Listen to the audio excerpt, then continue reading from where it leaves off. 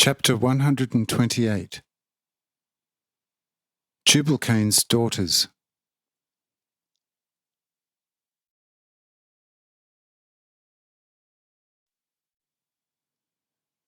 This new king's name was Uraniel, and for 10 years his leadership progressed well, because he was in possession of the Spirit of God and received his instructions from the Lord daily.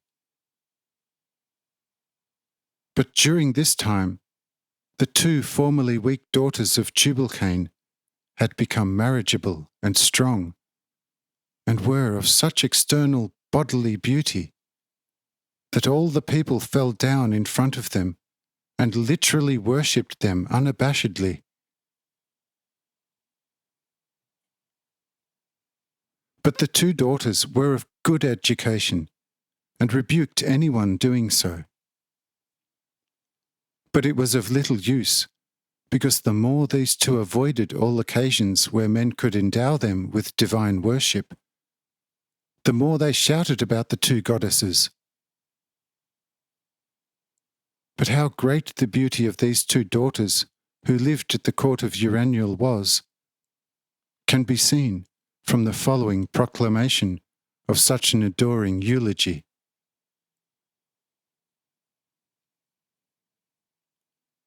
This eulogy was sung daily before sunrise in front of the castle by 1,000 men, and sounded as follows. O sun, bathe and wash well before in the sea, in all lakes, streams, brooks and springs, so that you would not rise uncleanly, and through your dirty rays pollute the divine face of those whose names are too pure, too heavenly for us to dare utter it. And you lazy servants of the east, cleanse the morning well with golden winds, so that the daughters' eyes from the heaven of heavens are not dimmed. But you, upcoming day, be aware that you may not become a nuisance for the daughters of heaven, either by too much heat, nor by too rough coolness. For the face of the daughters shines brighter than 1,000 suns. Their eyes embarrass all the stars, and the stars of the heavens tremble before the lustre of the daughters of heaven. What mortal has ever seen the stars tremble in the sky? Their cheeks are the primordial fire of dawn. Their mouths are the harmony of all creation. Their chins causes the feeling of bliss of all living beings. Their hair gilds the hems of clouds. Their necks are the soul of flowers. Their bosoms enlivens the earth, and it ignites and drives, to honour the heavenly daughters, fiery mountains up to the heavens.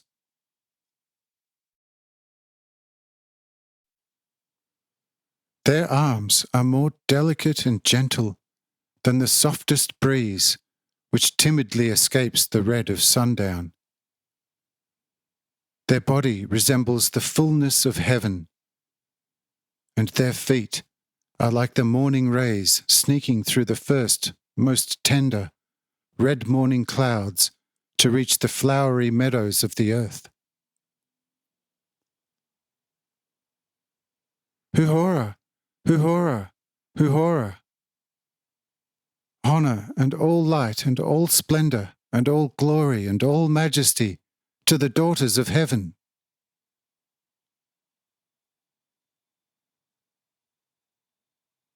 Thus sounded the morning greeting.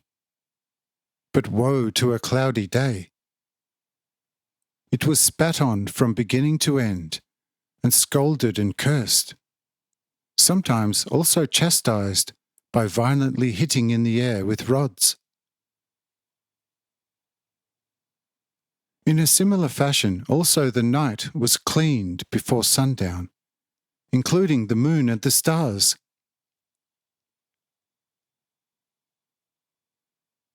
And the two had to at least once a day, either in the morning or in the evening, show themselves to the shouting men at the window. Otherwise a howling arose to which there was no end until the two showed up.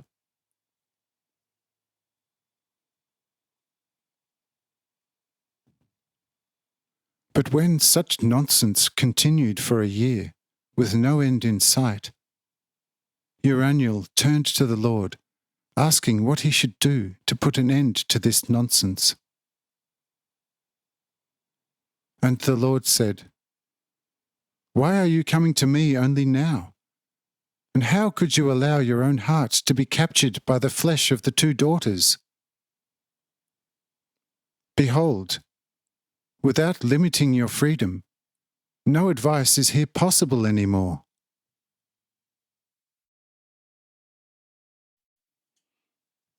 If I take the two away from the world, the people will fall upon you and will kill you. If I let them be, it will get even worse than now. If I give them to you as wives, they will soon render you and the women divine worship. If you flee to the heights, they will tear each other apart out of mutual jealousy and will strangle each other.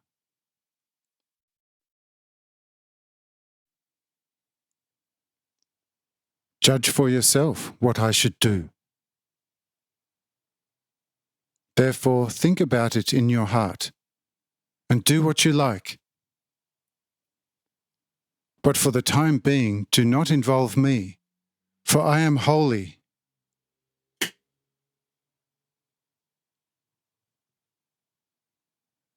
Uraniel was not pleased with this answer, and he planned to secretly escape with the two.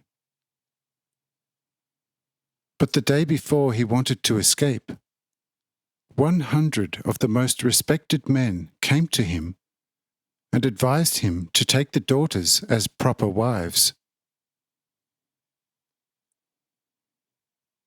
This proposal pleased him, and everything was prepared for the day of the wedding. And the day came, and Uraniel got married without informing his father on the heights, so that he could have blessed him.